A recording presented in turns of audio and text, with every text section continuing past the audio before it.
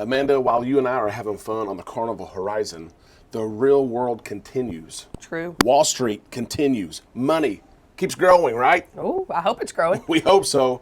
While we're here, Amanda, Royal Caribbean announces their Q2 earnings report, and there's so much in it, including a surprise. Ooh. You know what it is? You're going to tell me. They are dropping pre-cruise testing That's a good surprise. for almost all cruises. Okay. Let's talk about this big news from Royal Caribbean and how it will affect the industry right now. On Island Time.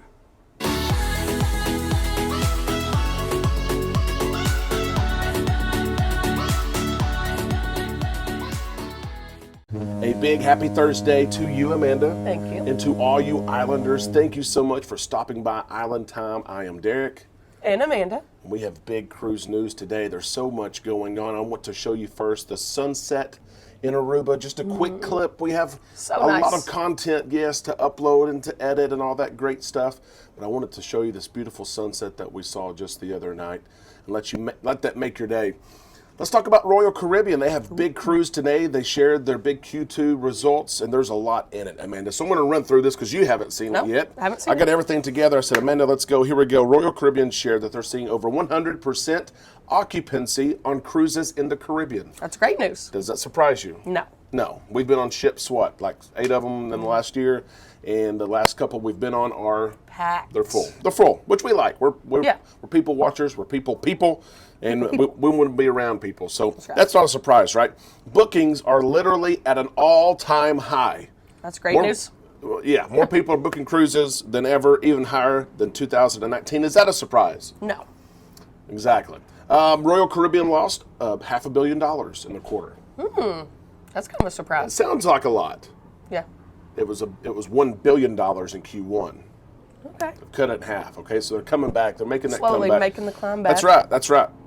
In Q2, about 90% of the bookings were people paying for those bookings, not using future cruise credit. Oh, that so helps. Almost that future cruise credit that was given away. Hey, well, your cruise is booked during COVID, and you get this credit to keep your cruise. So they got new money coming in. Exactly, new money's coming in.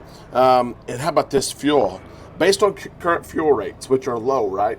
Oh, yeah. Yeah, they're high. The company expects to spend approximately $319 million on fuel expenses in the third quarter of this year. $319 million. Interest payments for next quarter, Q3. They're locked. Most of them are fixed. It's going to be $310 million to $320 million in fuel expenses. A lot of but money. the big news. Okay.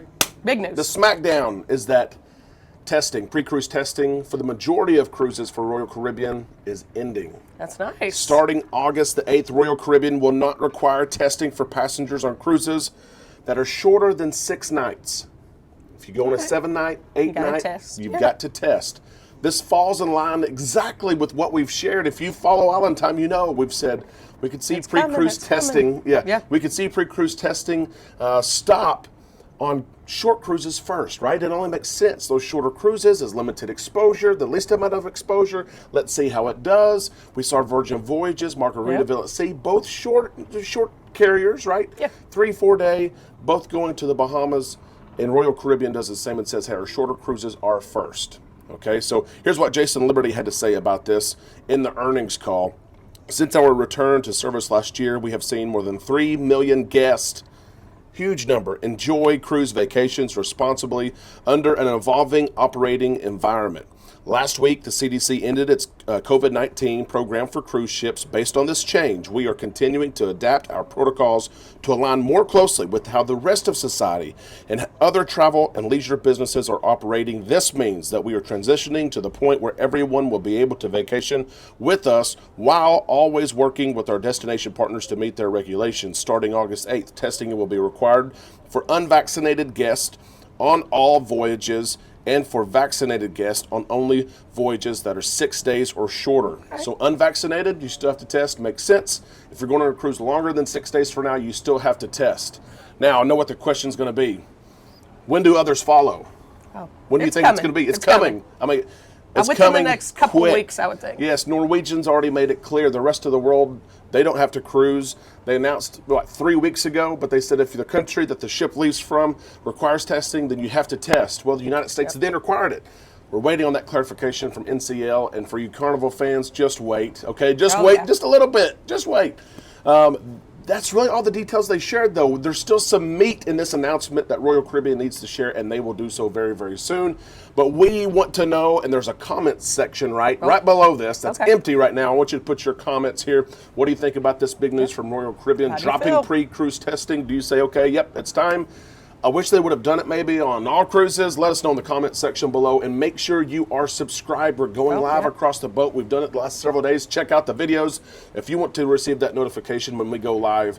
You want to Ring see the bell. if you want to see what it looks like on board, let us know. Subscribe, ring the bell to receive notifications. And we're about to get off this ship Oh, yeah. in La Romana and enjoy the day. Have we been to La Romana? We have once before. Okay. Yep, we're excited about it. Islanders, we'll talk to you later on right here. On Island Time.